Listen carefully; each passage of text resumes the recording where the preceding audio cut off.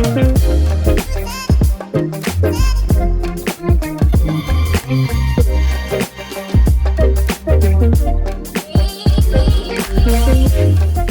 and welcome back to the Sleepless podcast, where I interview people that are much more qualified than me in just about every area. I'm back in the studio again finally with someone that I've wanted to have on for a very long time. He's a man involved in AFL coaching development for over 20 years with North Melbourne, St Kilda, Port Adelaide, the Casey Demons in the VFL, and his current role at Frankston Dolphins, which I will get to.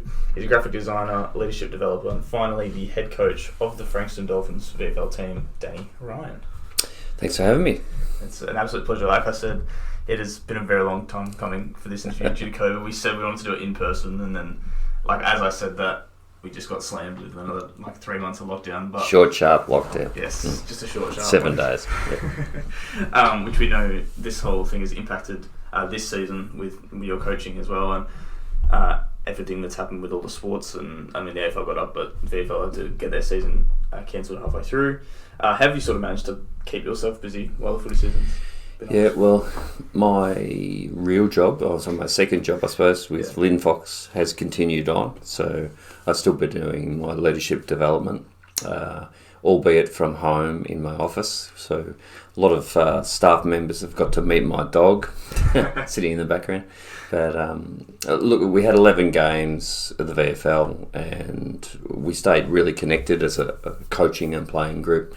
It was cut short. We've already back to training for next year, and players have already been itching to sort of be there. So even though they weren't due back for a couple more weeks, they're all come back. So yeah, look, it is what it is. We couldn't control it. It's out of your sphere of influence. So there's really not a lot of point attaching any emotion to it. You just got to spend the time planning or being proactive in other areas. Yeah, of course. And that's kind of the way it has to be, is that you just got to keep looking forward. And it happened obviously in 2020 originally, and then that was nothing. But now we at least got a little bit, so then hopefully next year it's... Yeah, context is a lead into gratitude. So if you put things back in context, things aren't as bad as you maybe think they are. So 2020, we played one practice match against Carlton at Visy Park and had no season. So then 2021, to get 11 games plus 4 pracky matches was beneficial to the development and growth of the team and the players individually. So we still got something from it. Yeah, of course. We're going to start sort of at the beginning of your footballing life, which is, like I said, it's over a 20-year career, which is amazing. How did you originally sort of get into the AFL system after your studies, and why your first roles in the system? Yeah, my first role, I was very lucky, privileged, I suppose. I was in Sydney, I was connected as a player with Pennant Hills Football Club, and North Melbourne were doing a bit of a push into Sydney, and I met Greg Miller in 1996, with a meeting of senior players and committee of Pennant Hills, which I was a player by then. And I did a couple of newspaper print ads, so graphic design came to fore for North Melbourne for their games, their home games that they were playing in Sydney. And that led to Greg ringing me back and saying, well, listen, would you be interested in doing some scouting, going watching some opposition, looking at some young players in New South Wales on a part-time basis for us? So I did. So that was 96, 97, 98 at North Melbourne doing that. And it was only really bits and pieces. It wasn't much. I was still playing. In 98, I became a playing assistant at Pennant Hills. And then in 2001, I took over as the head coach. But that was the start. So Greg Miller, who I live in Hyatt, he's in Sandringham. I see him every now and again. I'm eternally grateful for the opportunity. If I hadn't have originally moved from Victoria to Sydney, arguably that would never have happened. So it's a real sliding doors moment, I suppose, when you make career decisions. In 1990, I decided to go to Sydney for work. There wasn't a lot of work in Melbourne. And it was only going to be for 3 years, have a bit of fun and come home. And I sort of stayed there for 20 years. But in 1996, that meeting with Greg led to a very, very small role at North Melbourne, which then kicked over into a role with Melbourne. And onwards, yeah. Yeah, of course. From those roles, then you kind of just kept going through different clubs and everything. Do you want to run through the roles that you had at these different sort of clubs? How long? We get 20 minutes, 30 minutes. Yeah. No. Well, Pennant Hills were the Demons, and eventually what happened in Sydney football, the Sydney Football League, which is over 120 years old, amazingly so, the AFL looked to do alignments with the same clubs, same colours. And Pennant Hills did an application to become the Pennant Hills Crows, which no one of us really liked, players and coaches, but the hierarchy, where there's a lot of Adelaide connections in that part of Sydney. So that got rejected, and the Crows went with St George. So the St George Dragons became the St George Crows. Essendon and North Shore had an alignment because they were both Essendon colours. Yep. And we were then almost forced into alignment with Melbourne, which for sponsorship and money and things like that it wasn't beneficial, whereas the other clubs were getting some benefits. And the Baulkham Hills became the East Coast Eagles, and they still get a lot of benefits from being involved with West Coast. But what we did get was great coaching connections, through Inter. So Neil Danaher was the coach, and Danny Corcoran was the football manager. So Mark Riley, whose two sons are now down at Frankston, and Anthony Rock, and the other Mark Williams, Mark Williams, Chris Fagan. It was a really good coaching crew that Neil Danaher had set up at Melbourne. And so it was a similar role, I suppose, just flicked over, where when they came up to play, I had a role in terms of opposition. I got to sit in the box with Neil. I remember sitting beside Brett Ratton, and a certain player didn't get something done, and Neil was pretty sharp, and I thought, well, here's an introduction to AFL coaching, because I'm sitting beside a Carlton legend and he's just been torn to shreds by the coach. But anyway, that's you live and learn. But so it just flipped over into the role with Melbourne for another 2 or 3 years, and then Lenny Hayes had come out of Pennant Hills, and so I'd known Lenny since he was 12 years old, was watching him through juniors, and then as he became an under-18 Rams player for New South Wales, Lenny and Mark McVeigh, and Mark played a couple of senior games and Lenny didn't, but my best mate coached them in the under-19s at Pennant Hills, so I used to watch them play a fair bit, and through the connection of Lenny, the property steward at St Kilda, a guy called Peter Madden, the champ, as people would know him affectionately. I did a work experience thing at St Kilda, and I worked with Peter Madden. You would have met the champ. He's a unique individual, as most property stewards in AFL clubs are. So I got a phone call out of the blue from Champ about the Saints are coming up to Sydney. We need a bit of help. Lenny's given me your number. I wonder if you could help us. And so I said, well, what do you need? And I said, well, we need a couple of exercise bikes, some weights for Aaron Hamill, likes to do weights before the game, and all this other sorts of stuff that the SCG away rooms were at that stage, they've been redeveloped, but at that stage they were pretty poor, and they didn't supply any equipment. So I ended up bringing in Pennant Hills gym equipment for St Kilda to use at their game. That led to about a month later, I got a phone call from who I call everybody's grandfather, the doyen of recruiting, John Beveridge. So.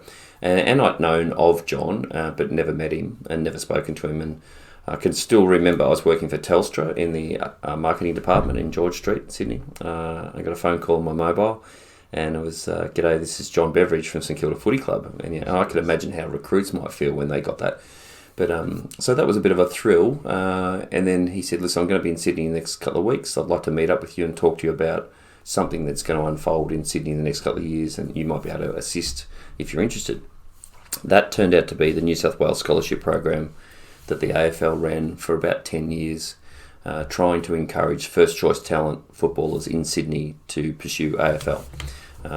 And so it was really a loose arrangement that I'd had with Melbourne, so I wasn't beholden. And so John came up, and that sort of led into, well, there's a number of things we think you could do. Grant Thomas was the coach.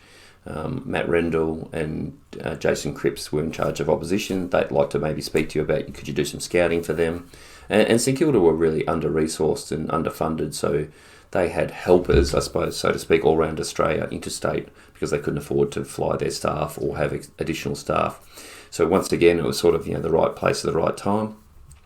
So I had a combined role. By then I was coaching at Pennant Hills. So I became a development coach and a sort of bit of a talent spotter for the scholarship program.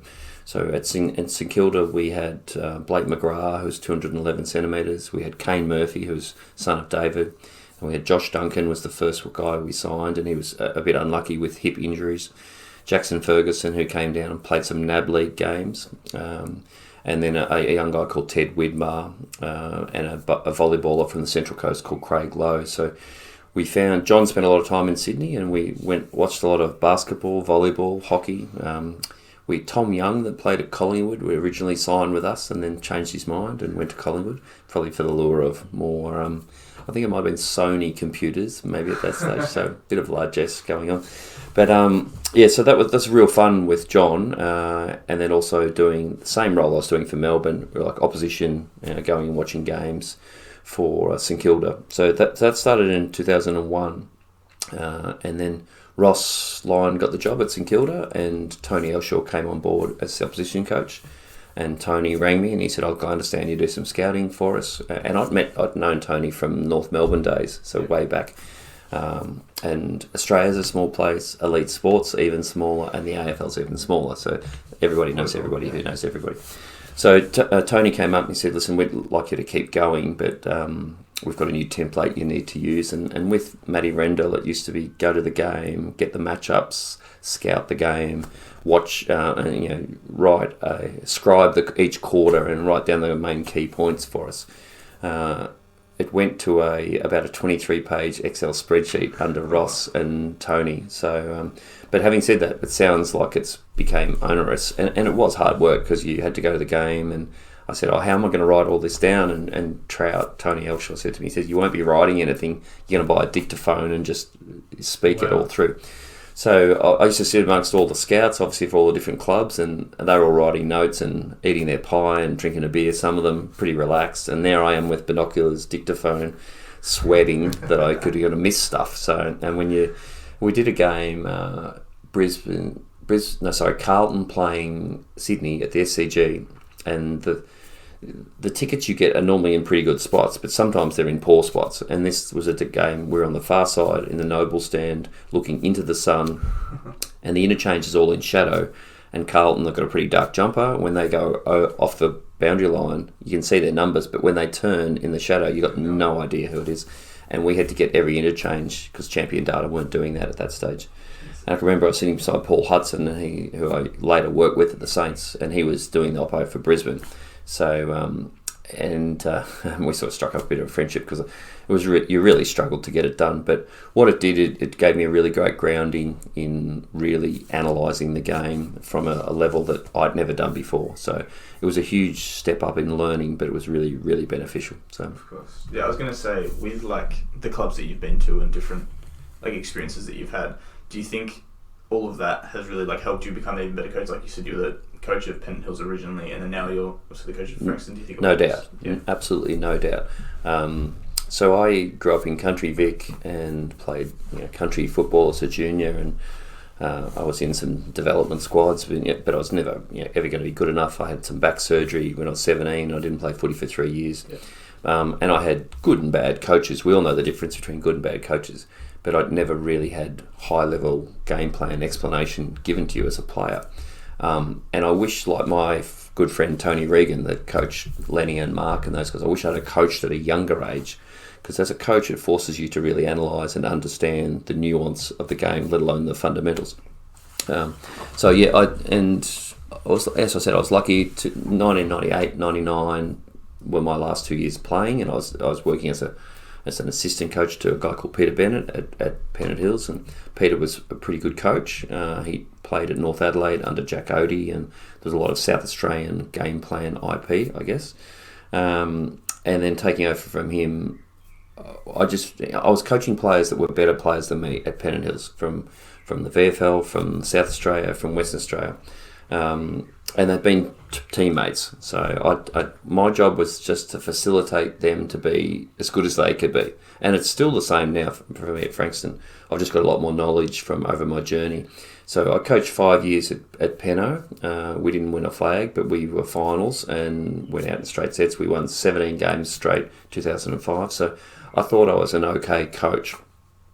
when I got further involved in the AFL and then came to Melbourne in 2009, I realised I didn't know very much at all.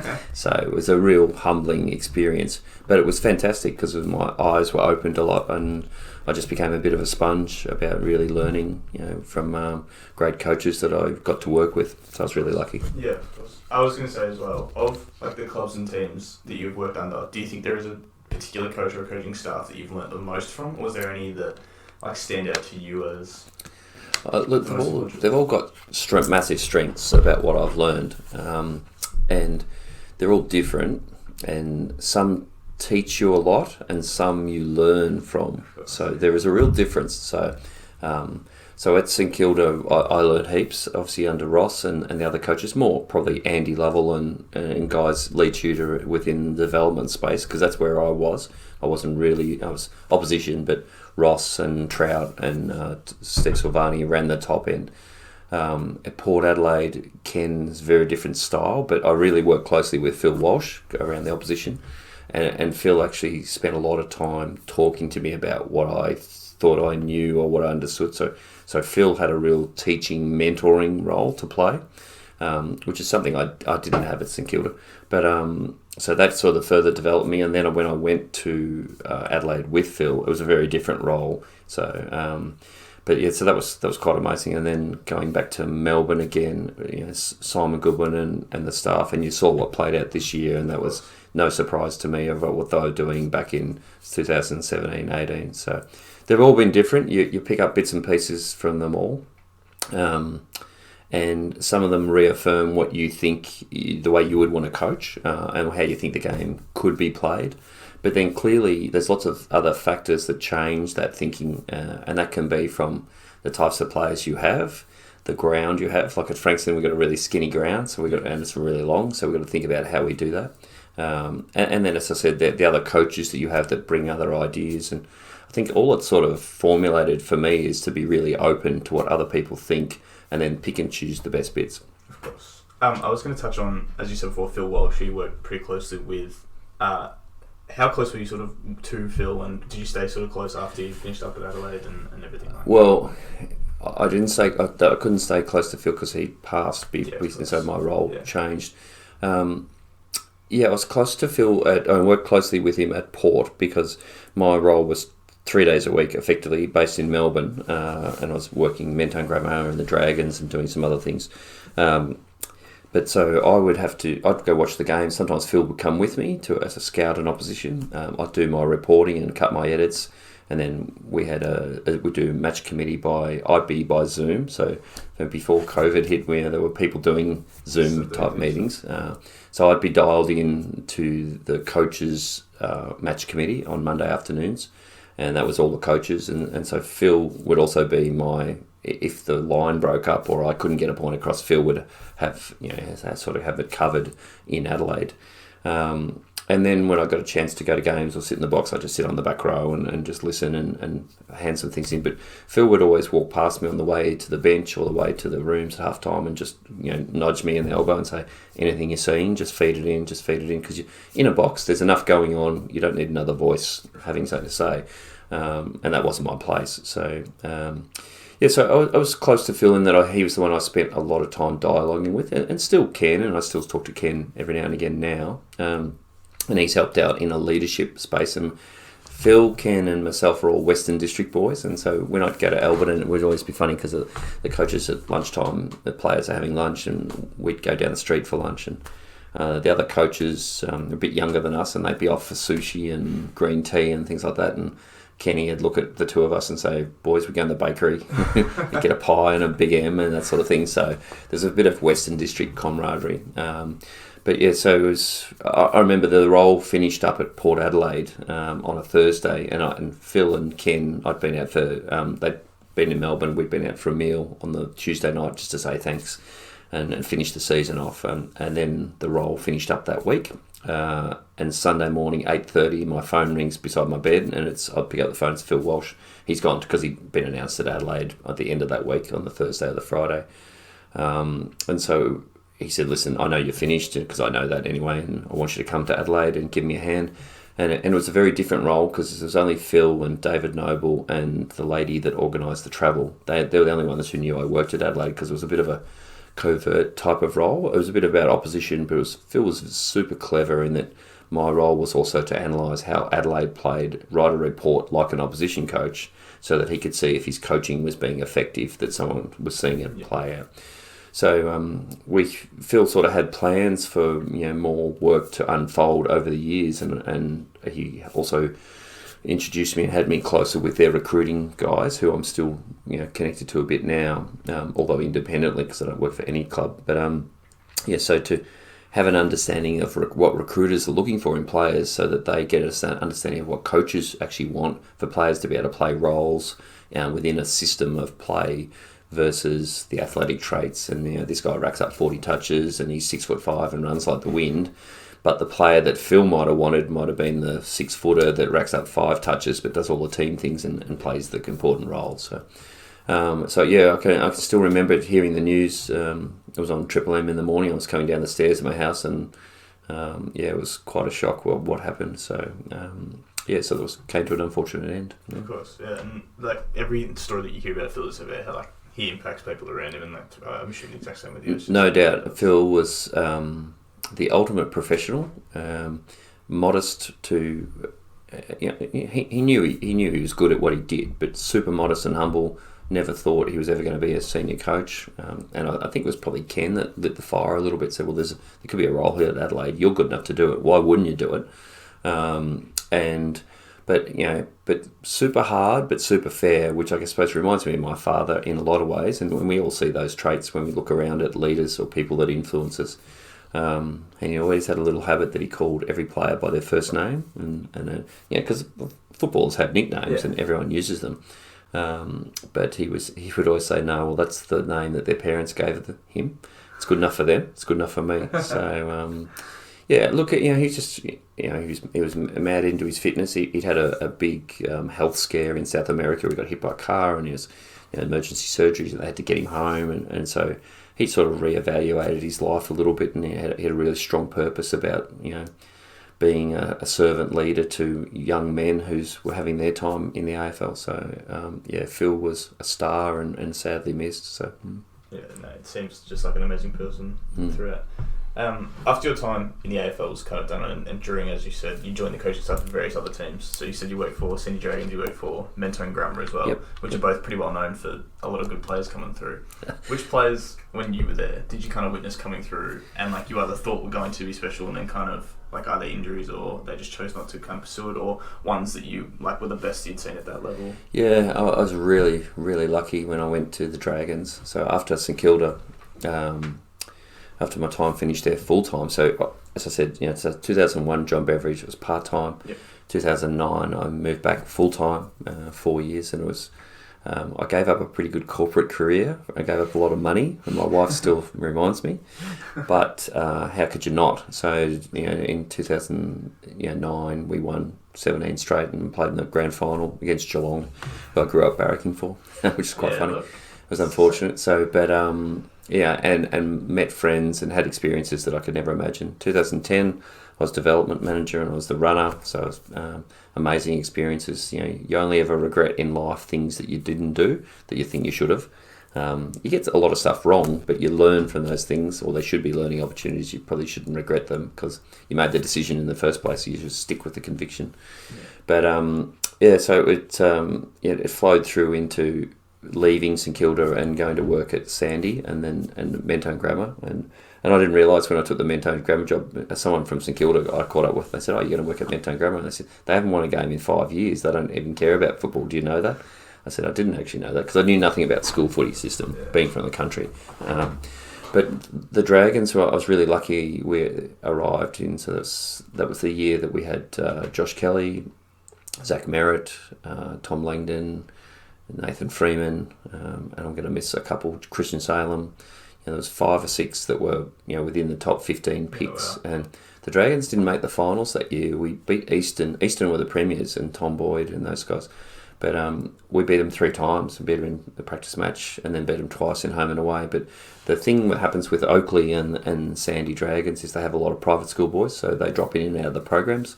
And when they drop out, AFL Vic's kind enough to schedule us against the strong country teams. So you go and play Murray up at Wangaratta and they're fully loaded, and we've got effectively our B team.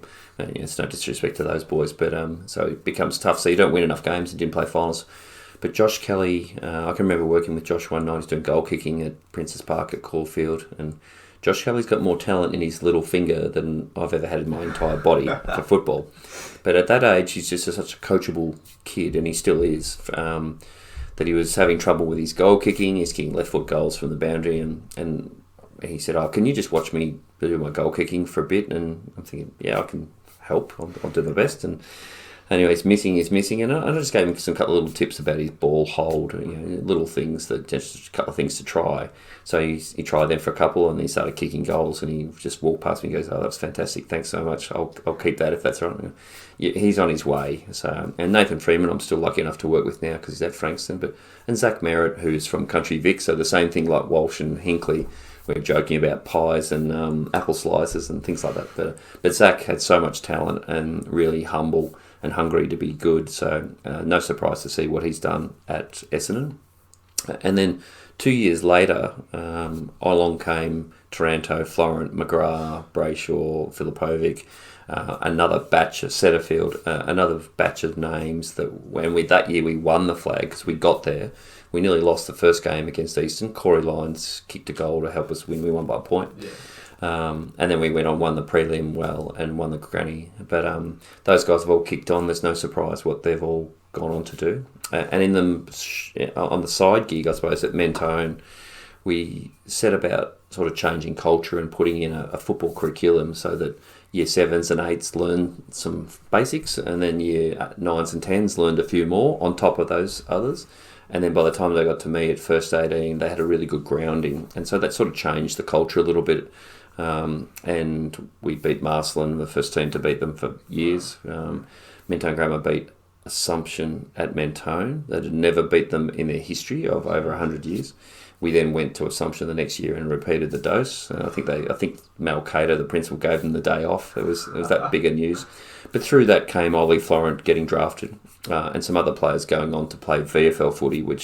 So it's not necessarily always about producing players at the highest level. It's just producing better players. Yeah. So if you really care about development, I have some Mentone Grammar boys now at Frankston, and some of them are playing elsewhere in VFL. And Joel Amarty then also went on and got drafted, and Kai Owens was very unlucky, but Mitch Owens will get drafted this year as probably an NGA at St Kilda. So it's become now a place, and the coaches that follow on for me now, boys want to play football at Mentone, or they know when they go there, they take their footy seriously, they play a good brand of footy, and you win more than you lose. Now, they still haven't won an AGS premiership, and that'll be a tough gig to do because they're fighting against schools that have scholarships, but it can change the culture. So, and the Dragons are going to have a successful culture for a long time because of just the pool. I suppose Oakley and Sandy have so many talented first choice sportsmen that live in their areas, and if you're an AFL player and you get drafted from the country and you play at any given club, North Melbourne, when you retire, if you've had a good career, you're probably going to live somewhere near where the Dragons or Chargers get their boys from. So if you have a father-son, like young Darcy at the moment, so a lot of successful AFL players don't go back to their hometowns. I mean, I've not lived in Colac since I was 17. So that makes their catchment pools quite strong. But the flip side for recruiters in the AFL is there's bigger upside maybe in the country boys that are less developed. So it's a really tough gig for them to assess. So, yeah, but those guys, so Tim Taranto, Andy McGrath, Ollie Florent, it's a special connection to those guys, but Setterfield, and then even to the older guys. So Christian's just got to win a flag. It's fantastic. And Ed Langdon's joined in with him. But from what Zach's been able to do, and Josh, they've had amazing AFL careers, and they probably always were going to. So, just to play a little small role or witness part of their journey was a bit of a buzz. Yeah, exactly. And like those names are a huge name. Like some of the biggest stars like in the AFL at the moment, it's like Merritt, Josh Kelly's always been consistently good for a while. So it's amazing to see, like, at that level as well. You could see that was always going to happen. It was always going to happen, yeah, though it's born to be as good as they are, so yeah. Yes. The same can kind of be said at a VFL level as well. So you worked obviously at Casey and now you're at Frankston. Who do you think are some of the best VFL players you've ever worked with that maybe not ever like kind of progressed up but have been so good at? Yeah, there's an outstanding one. So when I was at Casey, I was the senior assistant and I did midfield. And at the Casey listed players, we were broken up amongst 3 or 4 coaches for our duty of care groups. And I was lucky enough to have Bailey Fritz. Yes. So classic example. So and look, it's like with those other boys. Mine's a very small piece of their journey, but Bailey. When we talk about players being hungry and humble to go somewhere, Bailey used to get up at 5. He lived at Coldstream in his family home with a partner. Getting up at 5 in the morning as an electrical apprentice to drive out to Epping, which is an hour and a half to work throughout the day. Then to come down to Cranbourne to Casey training, and we might have a team meeting on a Thursday night after training. So he's finishing and he's out the door by 9:30. He's got to go home to Coldstream. So he's probably getting there at 10 or 11 and then sleeping and getting up and doing the same thing. So the drive that people can find within themselves or naturally have to want to be as good as they can be, when you hear excuses, and you hear them a lot, and I'm really big on accepting excuses. If someone has the excuse, you can challenge it to an extent, but at the end of the day, it's them that's got to change the mindset. So Bailey was fantastic. So really a big sponge for wanting to be better. Really invests in his craft, and so he knows his game really well. And at Melbourne, he's been able to adapt. They asked him first as a winger, and you could see him running with the big tank back to defence and into the forward line. But they found the right place for him, which is where we used to play him at Casey. And so I think Simon Goodwin's mentioned it. We tried to turn him into a few things that he really wasn't. We should have just played him where we recruited him from. And so to see him get what he got this year, the ultimate reward, it's really, it's a little bit of satisfaction, but it'd be amazingly satisfied to him. And he still is a humble to the day now that he was then. So he said no change. If I text Bailey just to say good luck, he'll text you back within 20 minutes at the max. So he's super. Yeah, and I was saying he just signed a new contract as well with Melbourne, like the other day or whatever it was, and he's probably the stiffest player I've ever seen in the grand final to not win at Norm Smith. Because he kicked 6, but it's a shame that Petrack. Yeah, well, Petrack was pretty good. So you could toss a coin. Maybe they should have had an equal winner on equal votes. An equal one, I reckon. Now onto Frankston, where you are now, obviously the head coach at Frankston. You have improved the team sort of on site from a few years ago. Last year, as we were talking about, you finished just outside the 8 before the season got canned. You finished 10th, I think it was, which was from in 2019. You had the one when you were at the bottom, but then you've brought it all the way up to what you're at now. What kind of things do you think you implemented with your guys and sort of values that you think helped them to be able to lift? So it looks like a big turnaround in 12 months. It's not really even. We lost 2020. We put it into context, I suppose. We won 6 games. We lost 5 games. We were in the 8 most of the year, and then match ratio tipped us out. So we spoke about the journey that we're on at Frankston in terms of Freeman being the bottom, and we've got a mountain to climb. And I don't know how far up we can get. I mean, to win the VFL flag for a standalone team, as I've seen Willie do and Port Melbourne do, is an amazing achievement because you're up against pros, really, against semi-professional players. But from where Frankston had been, and if you had said to me 10 years ago, you're going to be the head coach of Frankston, I would have laughed at you. I said, that's the last place you're probably going to go. And everyone accepts that from where Frankston was as not as well a run club as it could be. So nowhere near being just good, let alone trying to push towards great. So they went out of the comp for the 12 months, and they had debts to pay back to AFL Vic and to unpaid players and unpaid coaches and all that sort of stuff they needed to sort out. So with Peter Geddes coming on as the new president and a new board, and they effectively set about correcting those sort of things off field. So if you get your off field in good shape, that gives you a chance. And I went there in the first year they came back in, and we had on day one of training, there was Adam Scrobblake, who's coaching Port Melbourne, Chris Mackay, who's from St Kilda, and myself. We had 124 players. Excuse me. The grass was up to about 1.5 foot tall, so your goats could have been eating it, and there was no lines marked on the oval. And we thought, we've got a long way to go here. So, and look, that was a really tough foundation year. But Scrobb started the ball rolling, and I joined in with him, I suppose. But the work to what happened last year started then. So it doesn't sort of happen overnight. It's just like painting the house. You're just adding layer upon layer upon layer, and each year you keep adding to it, and sooner or later, the wheel turns. And recruiting good players, and we don't recruit players, we recruit people, but recruiting good people that are good players, definitely talent helps you, and good coaches that have come and gone and that have added to the program, and then good off-field staff. So last year we brought in a new high-performance manager and it was through an unfortunate opportunity because our previous high-performance manager contracted MND. That's a 31-year-old, which is really sad. But that became an opportunity for someone else to come in. And a new physio arrived sort of unannounced on the doorstep, and he worked with in China with Olympic teams and sports and other things, and really highly credentialed, and just amazing to have him involved. And we got a new football manager to help sort of run the load in the football department. And we've got an amazing CEO, and the new lights have gone in, $3.8 million worth of lights. So the place is sort of lit up. It's starting to grow, I suppose, in the right direction. But it is definitely a Queen Mary that you're trying to turn around and head going back the other way. And my message has always been just about Frankston. Everyone, when I was at Casey, when I was at St Kilda and working with Sandringham, you always liked Frankston. So because there's a simple reason for that, because you always beat them. So when you always beat someone, it's easy to like them. So the journey for us was going from being liked to being respected, and more importantly, being relevant to the competition. In 2018, when we first came back, we had 5 100-point losses. So if you're having 100-point losses in the VFL, sooner or later there's going to be noise from the AFL saying, well, hang on, why have we got this team here? We don't get it. We might as well play a scratch match amongst ourselves. So you need to become competitive, and my game plan's a bit different to Scrobb's, but then I've got different cattle as well.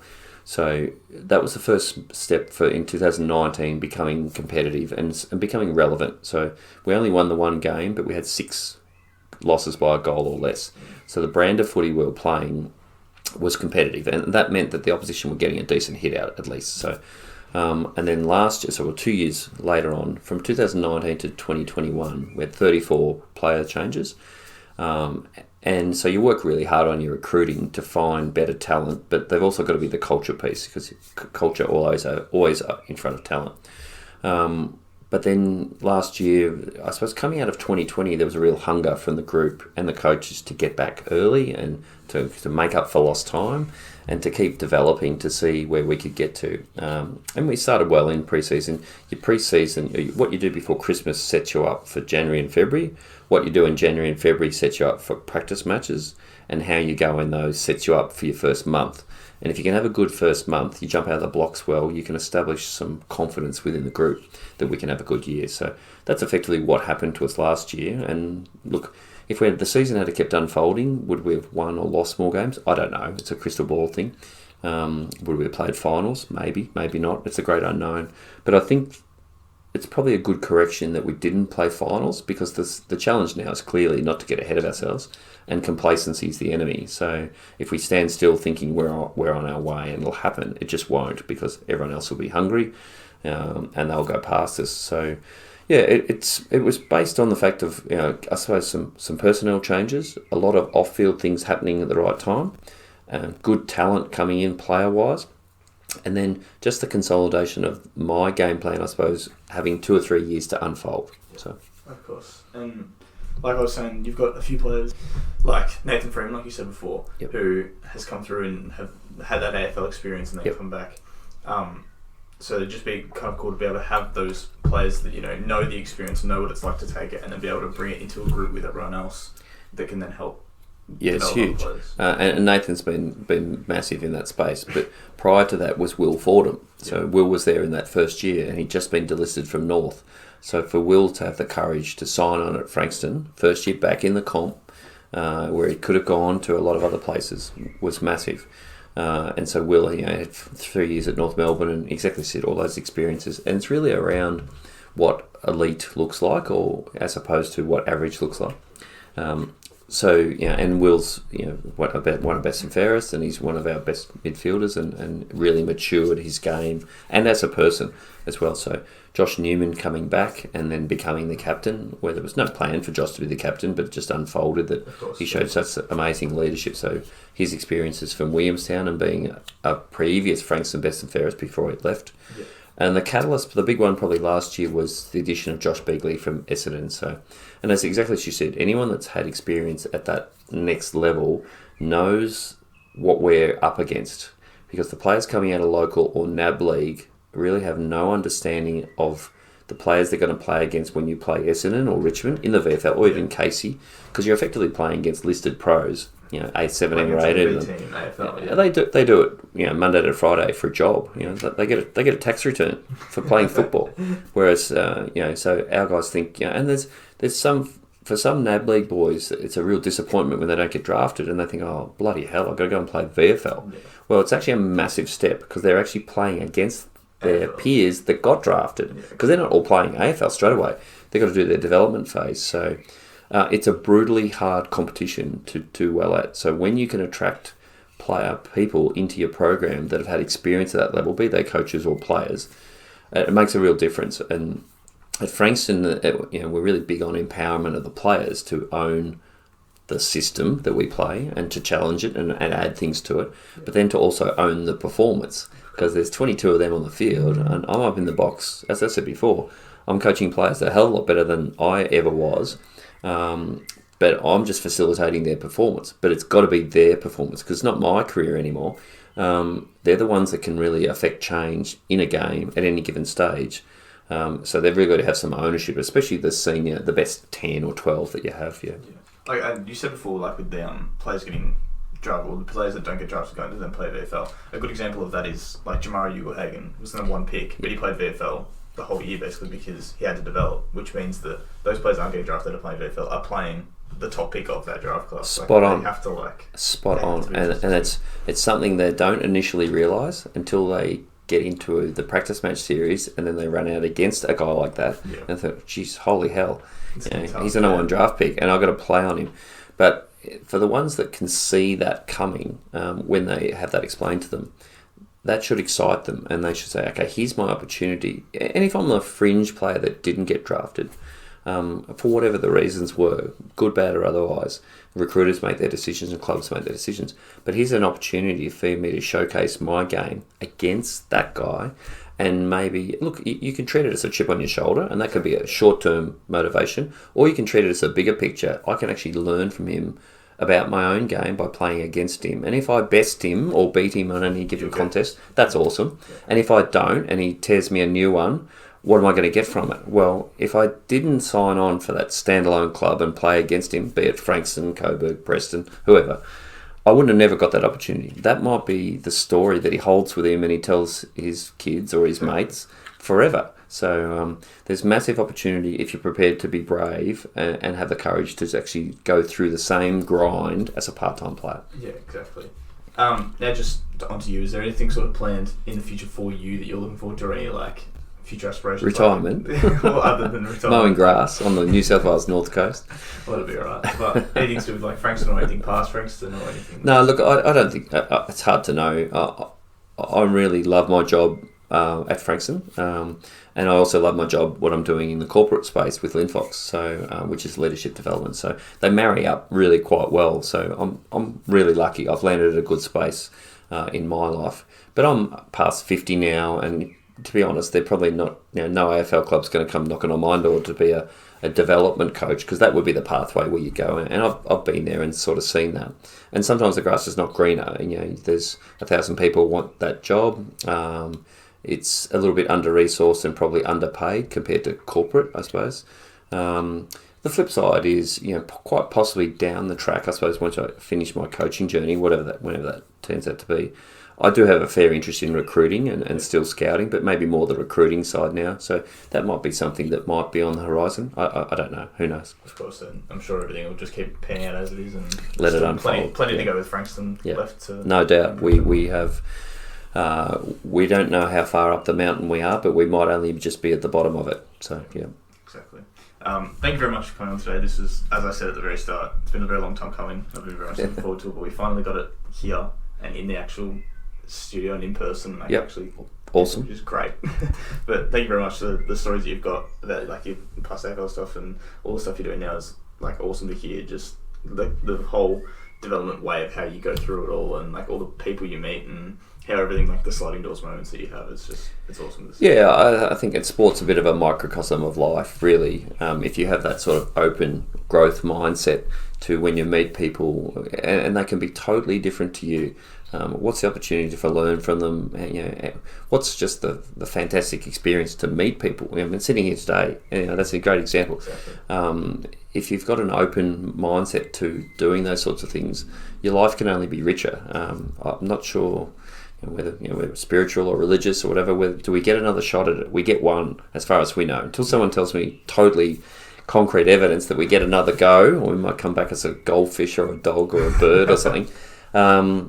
It's almost like every day, you don't know when it's going to finish. So every day life's for living and experiences are for having, and you become all the richer for doing it. And what you can learn out of it, an old great auntie of mine who worked in missions in Broome used to always say, you should learn something every day. You try and learn something every day, Danny. Yeah, okay, auntie is, no problem. But it is true, and you don't know. Sometimes you learn them subconsciously. Sometimes they just hit you like a brick. And I actually had a moment last night where we out with the players and coaches, and someone told me something that I didn't. I said, geez, I actually never knew that. That's fantastic to know. So yeah, the journey just goes on, and you just keep rolling with it and let it unfold, and try and stay as reasonably present as possible. See where it takes you, and try and do your best every day. Simple as that. That's very good life advice. Anyway. Thank you very much for coming on. It's been a pleasure. My pleasure, Jarryd. Good man. Cheers.